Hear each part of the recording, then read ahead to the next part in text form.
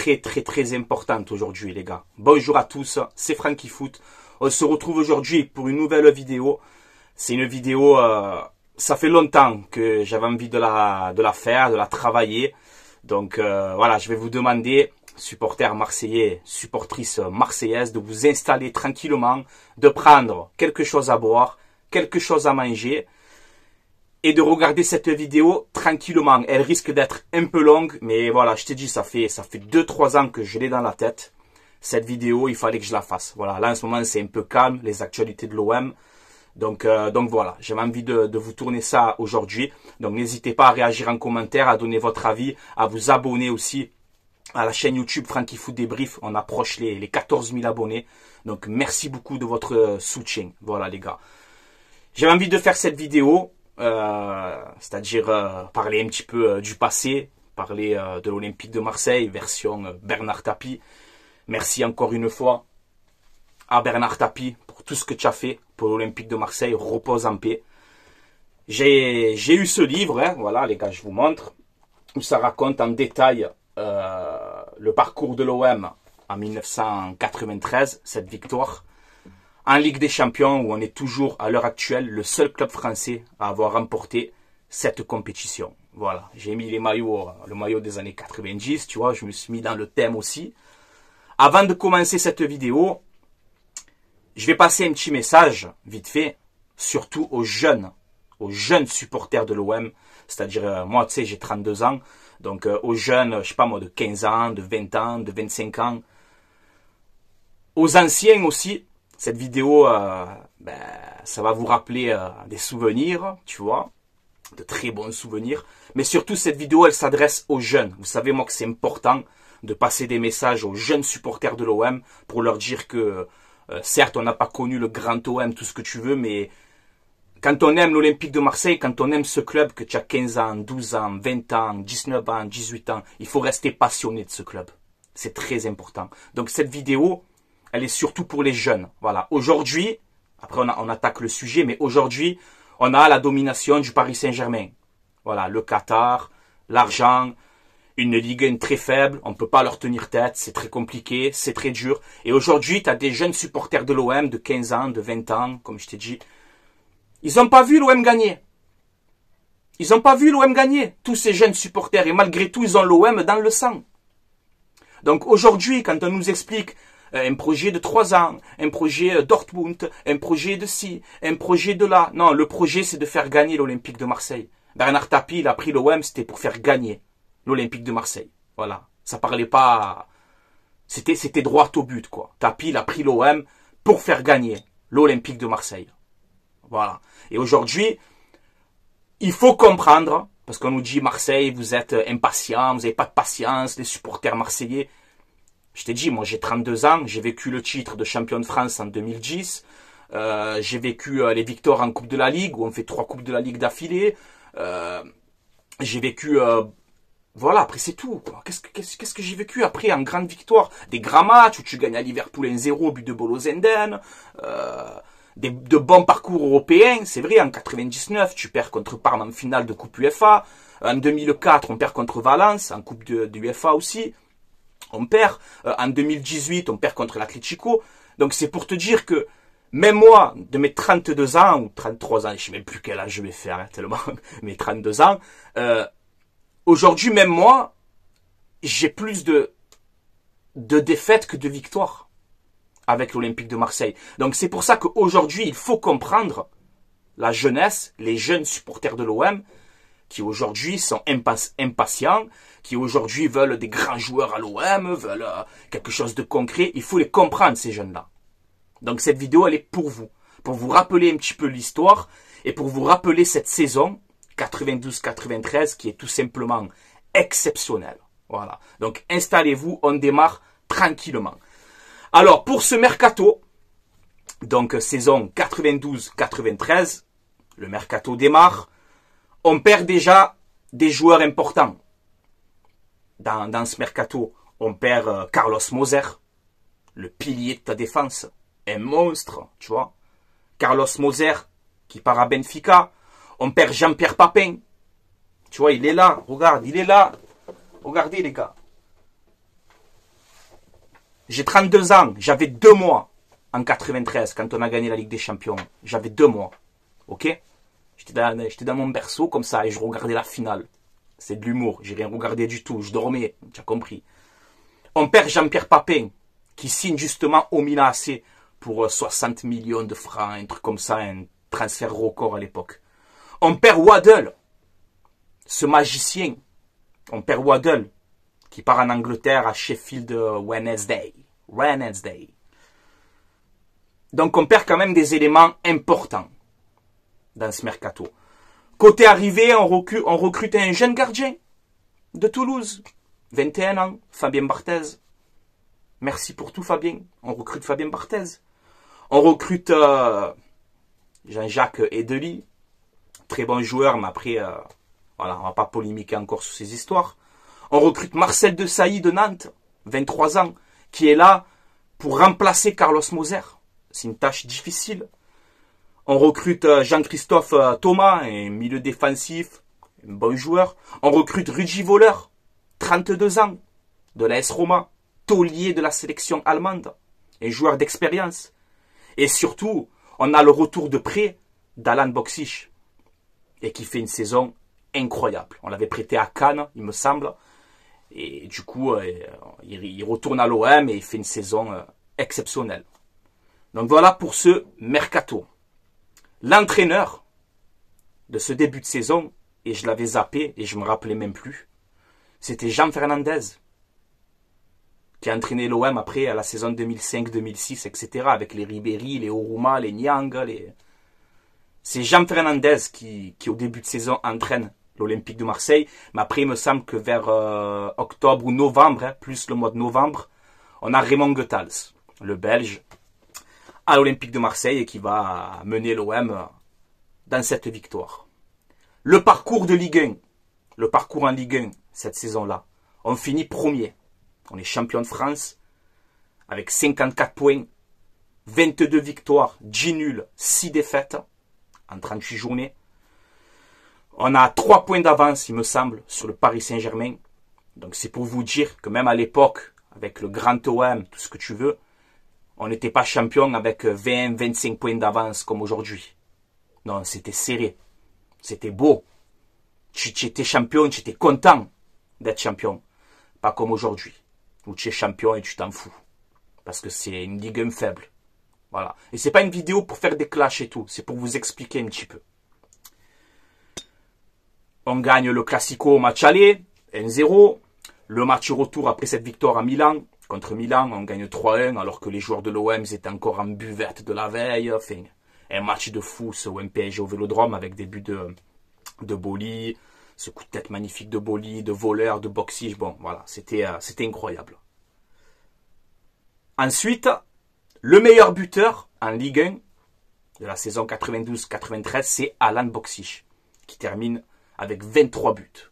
Un attaquant exceptionnel. Un petit peu le Lewandowski d'aujourd'hui. Voilà, à peu près. En plus rapide quand même. On a Rudi Voller, 4e, avec 18 buts. Donc un joueur d'expérience qui a été très important dans cette saison. Franck Sauzé aussi, au milieu de terrain avec ses 12 buts. Franck Sauzé, c'était les frappes de loin. C'était que des bangers, tu vois. Regardez quand même dans ce classement, on voit un jeune Zinedine Zidane qui est là, qui plantait Franck Leboeuf. 12 buts, Franck Leboeuf.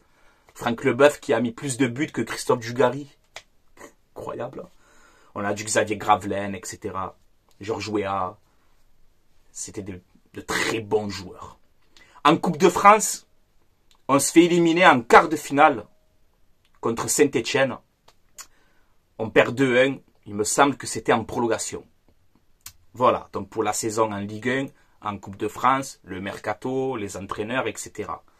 Maintenant, on va démarrer le parcours de l'OM en Ligue des Champions. À noter, je vous le dis d'entrée, en début de vidéo, il fallait être champion. Il fallait être champion pour participer à cette compétition. Il y avait, excusez-moi, c'est pas pour manquer de respect, mais il n'y avait pas de Gironde, de tout ça là. Là, c'était, tu es champion de ton pays, tu participes à cette Coupe d'Europe. Il fallait être champion de ton pays. Donc, c'est-à-dire que des petites équipes, il n'y en a pas. Voilà. Il n'y en a pas. C'était les équipes fortes du moment. Tu es champion, tu joues cette compétition. Déjà, premièrement. Le parcours, tu démarres en 16e de finale, match aller-retour. Ensuite, 8e de finale, match aller-retour. Et si tu te qualifies, on te met dans un groupe de 4 équipes où il faut terminer premier de ta poule pour aller en finale. C'est ça le parcours. Voilà. Donc, en 16e de finale, on joue contre un club, c'est Glancoran ou Glantoram, je ne sais pas exactement le nom. On gagne 5-0 là-bas. Avec des buts de voleurs, un doublé de Vasquez, un jeune attaquant prêté par le Real, il me semble. Franck Sauzé et Jean-Marc Ferreri. Le match retour, on gagne 3-0. Avec des buts de Pelé, de Boli, etc. Donc, on passe facilement ce tour. 8-0 dans l'ensemble des deux matchs, il n'y a rien à dire. 8e de finale, on affronte le Steaua Bucarest, champion de Roumanie. Ok les gars, 0-0 au match aller. Tu vois? Et pourtant c'est que Bucarest. À l'époque ça n'existait pas. Il n'y a pas de c'est que Bucarest. Bucarest est une grosse équipe. La preuve, on fait match nul chez eux au match aller.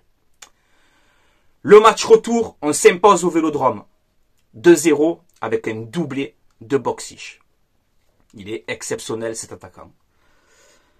Donc on est qualifié pour la phase de groupe. Dans notre groupe, on a le Glasgow Rangers, ok. On a le Club Bruges et le CSKA Moscou. Donc ces trois clubs, ils sont champions dans leur pays. Je tiens à le préciser. C'était les équipes, je le répète encore une fois, fortes à l'époque.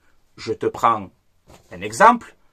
Le Glasgow Rangers, qu'on a ici, avait éliminé le grand Leeds United d'Eric Cantona. C'était le meilleur club anglais à l'époque.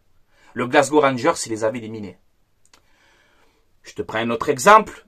Je crois que c'est le CSKA Moscou, champion de Russie en titre. Le CSKA Moscou avait éliminé le FC Barcelone, tenant du titre. Il n'y a pas de petite équipe dans cette poule. Ça n'existe pas. Ok les gars, c'est pour vous faire, pour que vous essayiez de comprendre le contexte et la difficulté de cette Ligue des Champions. Voilà. La première journée, on fait 2 partout à Glasgow. On mène 2-0 rapidement avec des buts de Boli, de Djiméco. C'est chaud, on se fait égaliser 2 partout. Un match, il me semble qu'il y avait des conditions un peu bizarres. Je ne sais pas si c'était la pluie. C'était un match très compliqué à Glasgow. On reçoit Bruges au Vélodrome. On gagne 3-0 contre le champion de Belgique avec des buts de Sauzé et un doublé d'Alan Boksic. On va à Moscou. On fait un partout là-bas, à Moscou, avec un but de Basile Boli. Ensuite, on reçoit Glasgow. On fait un partout, but de Sauzé. On va à Bruges, on gagne 1-0, but de Boksic. Et après, on reçoit à Moscou. Je ne sais pas si c'est avant ou après. Hein. Je n'ai pas mis l'ordre exactement. Et Moscou, on gagne 6-0 au Vélodrome. Un match incroyable. Un match de fou avec une triplée de Sauzé. Incroyable. On arrive à terminer premier de ce groupe. Avec 12 points. Deuxième, Glasgow Rangers, 10 points. Donc tu vois, quand même comme c'était serré. Troisième, Bruges, 7 points. Et quatrième, le CSKA Moscou, 2 points. Donc on fait en gros 3 victoires, 3 nuls. Dans cette phase, dans ce groupe. Donc tu vois, c'était quand même compliqué. Hein? Mais on finit premier. On finit leader. Donc il n'y a pas de petite équipe. C'est pas si facile que ça. Quand aujourd'hui on vous dit oui, quand tu vois des supporters d'autres clubs, hein, qui aujourd'hui vous disent oui, mais tu as vu, tu avais Moscou, tu avais Bruges. Voilà, tu allé voir la vidéo de Frankie Foot. Voilà, il vous a tout détaillé ici. Ça, c'est des gens qui ne comprennent rien au ballon. Les gens qui vont vous dire ça. Voilà. On va s'intéresser au parcours du Milan, et je pense que ça va vous choquer. Le parcours du Milan AC en 92-93, il est tout simplement exceptionnel. C'est la meilleure équipe au monde. Le Milan AC, à la saison 92-93, c'est la meilleure équipe au monde. C'est un peu, je sais pas moi, le Real, le City d'aujourd'hui. Voilà. Et plus fort encore. Plus fort. Bon, on va passer leur 16e de finale et leur 8e de finale. J'ai mis directement leur groupe au Milan AC. Donc, dans leur groupe, ils ont Göteborg, le champion de Suède. Ils ont Porto, le champion du Portugal. Et ils ont le PSV Eindhoven, champion des Pays-Bas.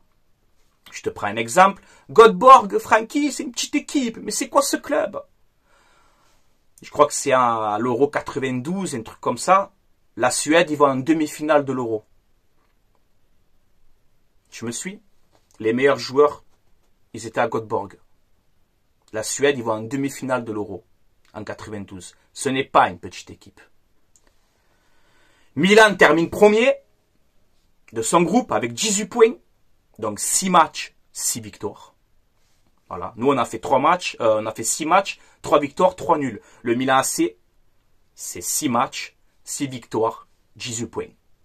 Déjà, pour te montrer le niveau du Milan. Mais surtout, ce qui est choquant, c'est que le Milan AC, au total, ils font 10 matchs. 10 matchs de Ligue des Champions. 10 victoires. 1 but encaissé. C'était contre le PSV Eindhoven où le Milan il gagne 2-1 là-bas, il me semble, au PSV.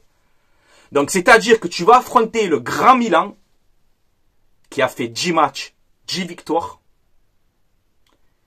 et qui s'est fait encaisser juste 1 but dans la compétition. Voilà. C'est pour vous dire cette équipe du Milan. Je vous mets la composition. Donc, la finale, c'est le 26 mai à Munich. On n'est pas favori. Clairement, le favori, c'est le Milan AC. Déjà, premièrement.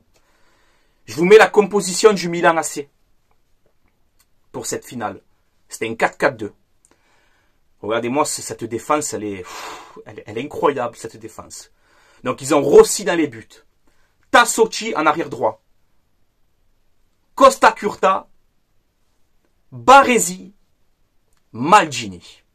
Tu m'étonnes qu'ils se sont fait encaisser un but en 10 matchs. Quand tu as une défense comme ça, voilà, c'est pour vous dire, cette équipe, elle est impressionnante. Milieu droit, Donadoni. Milieu gauche, Lancini. Je ne connais pas ce milieu gauche. Albertini, Rijkaard au milieu de terrain. Juste ça. Et 2 buteurs, Van Basten et Massaro. La composition pour l'Olympique de Marseille. On est en 3-4-3 ou 3-5-2. On a Fabien Barthez dans les buts. Angloma, Basile Boli, De Sailly. Pour la défense à 3. Edeli à droite, Djiméco à gauche. Deschamps, Sauzé, Abedji Pelé au milieu de terrain. Et voleur Boxic en attaque. Voilà. La finale démarre, on souffre. Hein. Surtout la deuxième période. Mon Dieu, qu'est-ce qu'on souffre. On a un Fabien Barthez incroyable dans les cages. Il te sort tout. Fabien Barthez, pour moi, c'est l'homme du match. Je le répète encore une fois. Pour moi, c'est l'homme du match, Fabien Barthez. On obtient ce corner à la 44e minute, frappé par Abedji Pelé. On a cette tête de Boli au duel avec Rijkaard. Il marque de la tête 1-0. La deuxième période, on souffre le martyr. On souffre, mais on tient comme des vaillants. Et on remporte cette finale 1-0. Le match, il est disponible sur YouTube. Vous tapez OM Milan 93. Le match, il est dispo. Voilà. Donc, vous pouvez aller voir cette finale. Comme ça, quand on vous dit tapis, il a acheté. Allez voir la finale, vous allez voir. De vous-même. Donc, on est aujourd'hui le seul club français à avoir gagné cette Ligue des Champions. Merci l'OM. Merci Bernard Tapie. Et c'était tout simplement incroyable, cette saison-là. Voilà les gars. On a fait quand même un petit peu le tour de cette vidéo. C'est un message très important pour les jeunes, pour tout le monde. Et j'espère que beaucoup de jeunes supporters de l'OM, de supporters de clubs, des clubs rivaux, tout ce que tu veux, j'espère que vous allez comprendre, une bonne fois pour toutes, ce parcours de l'OM en 93. Voilà les gars. Je pense que je ne peux pas faire mieux. Je pense que j'ai tout détaillé quasiment. À vous maintenant de réagir en commentaire, de me dire un peu votre avis. Et voilà la famille. Je pense qu'on a fait le tour. Prenez soin de vous. Allez l'OM. à la vie à la mort, comme d'habitude. Et encore une fois, merci pour tout. Merci Bernard Tapie, merci l'OM. Et c'était le 26 mai. À jamais les premiers. Voilà. Et non, ce n'était pas un parcours facile, mesdames et messieurs. Les vrais connaisseurs de ballon, renseignez-vous. Renseignez-vous bien. Renseignez-vous bien. Voilà les gars. Je vous laisse là. Allez l'OM. À la vie à la mort. Ciao ciao tout le monde.